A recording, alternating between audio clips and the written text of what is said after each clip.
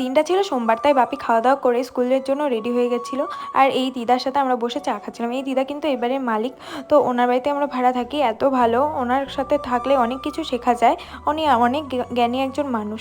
তো এরপরে দুপুরবেলা আমি খাওয়া দাওয়া করে বেরিয়ে পড়লাম বাড়িতে যাব, মানে শ্বশুর বাড়িতে যাব। তার আগে কসমো বাজারে ঢুকেছিলাম, আমার একটা কিছু কেনার ছিল, তো সেটা নিয়ে আমি বেরিয়ে পড়েছিলাম। আর কসমো থেকে আমার শ্বশুর বাড়ি যেতে, মানে হেঁটে যেতে সময় লাগে 5 মিনিট, তাই আর আমি আর টোটো করলাম না, হেঁটেই চলে গেলাম।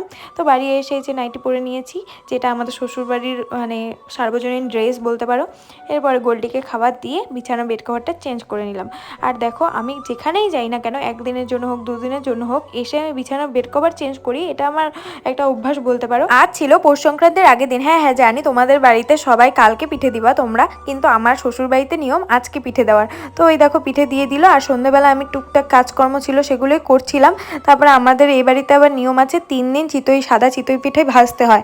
তো এই দেখো আজকে প্রথম দিন দিয়ে শুরু হলো, এরপরে আরও 2 দিন ভাজতে হবে। তো আমার সাদা পিঠে কিন্তু বেশ ভালো লাগে, তোমাদের দাদাভাইও ভালোবাসে, কিন্তু ও যেহেতু বাড়ি নেই তাই অল্প করে করা হয়েছে।